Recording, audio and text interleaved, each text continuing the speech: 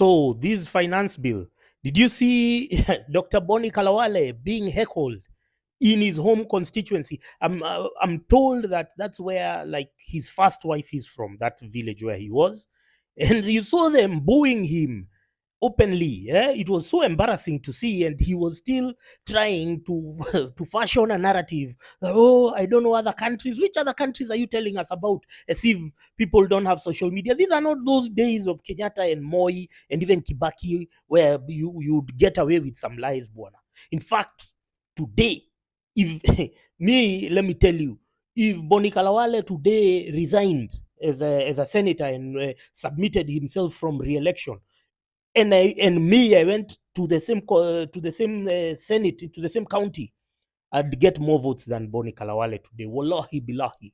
I'm not saying that I'd win, but I'd definitely get more votes than than Boni Kalawale. So my advice to politicians and your toxicity is that, well, we know you're going to vote for the finance bill because you've been bribed, you've been paid, you're trying to display your sycophancy to the ruling elite. So do it in silence. Don't come and try and make us, we are the victims. Now you're trying to victim blame. You're trying to make us feel bad. You're trying to guilt trip us for your own ends. So pass the bill in silence. Tumekupatia ruhusa, pitisha bill, lakini usikuje, don't come to insult our collective intelligence, trying to tell us fake narratives. You're telling us stale analogies. Boni Kalawale, maintain shall up. Acha kukuja kutuambia who are you to try and lecture us. And you politicians, you have a tendency of lecturing people who don't live off your money. Please, zoeni, mujizoeshe ku lecture your dependents, your direct dependents, your employees. Sio sisi, you're lecturing me as who? You're a politician. You're just another mayor politician who is you're bribed in the toilets to pass bills. Kwa hivyo sasa you're lecturing me and you're coming at hapo, you're angry for me. Niko na deni yako. Don't be stupid. When you speak to Kenyans, speak to them respectfully. These guys have paid your salary, they have paid your benefits, you have parks there, you have security, all of it taxpayer funded. And anytime you get a microphone, you want to be angry. You're angry at who? Be angry at your wives, Buona. Else we don't give a shit about your rubbish. Be angry at your wives, but when you're talking publicly, be respectful, be courteous, be cordial, be polite, have some element of charisma. Don't come to lectures. Everyone, Uhuru taught you how to lecture us. Now everyone thinks that that's the flavor of the week. Tuachisheni mafi yenyu. So anyway, I saw there's a company called Suraya. I saw now it's under administration.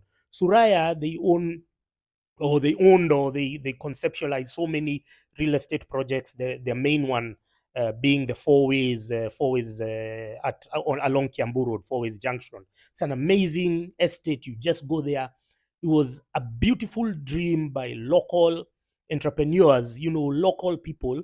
What they did, they had a model called a joint venture. Joint venture is where you have the idea and then you get the funding, you have the plans, and then you go and partner with a landowner. The landowner, you agree on a revenue share scheme. So you own the land, you want to build here. So this is what I'll do.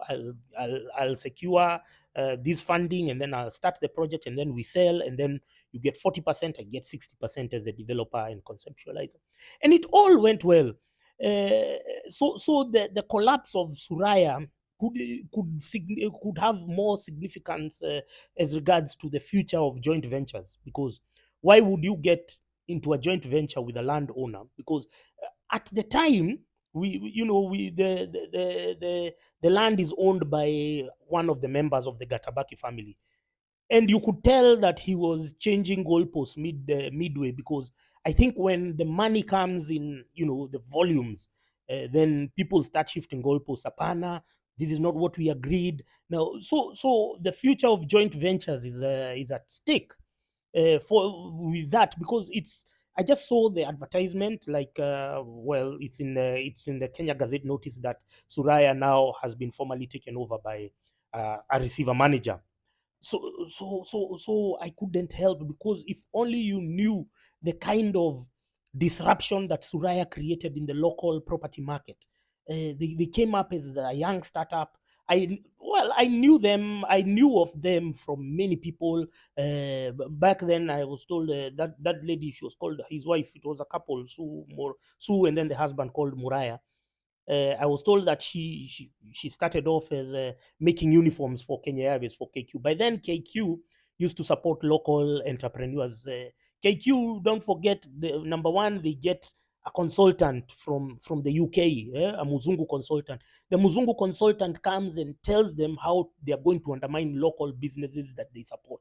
So all these Muzungu consultants is like the one who told them to terminate the sponsorship for Kenya Rugby, leading to now the relegation of Kenya Rugby Sevens team from the World Sevens circuit, is a company called McKinsey from UK.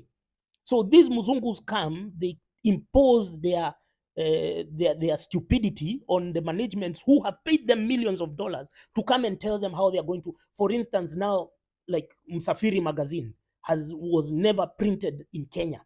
At some point, they never even used to even have local editors. Sometimes there was an uproar, and then they started getting local writers just occasionally. But that thing used to be done from the UK. That's how stupid Kenyans in power are, whether in corporate or political power. Their stupidity is unparalleled, is unrivaled.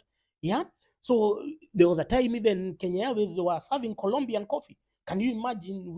Kenya has the best coffee in the world, for instance, and then they were serving Colombian coffee there, and I'm wondering what's wrong with these guys. So anyway, she started off, making the uniforms for the Kenya Airways cabin crew, and then they were just your ordinary hustlers, and then they came up with this brilliant idea, but midway, I think they were distracted or derailed by their legal wars with the landowner who happened to be a member of the Gatabaki family.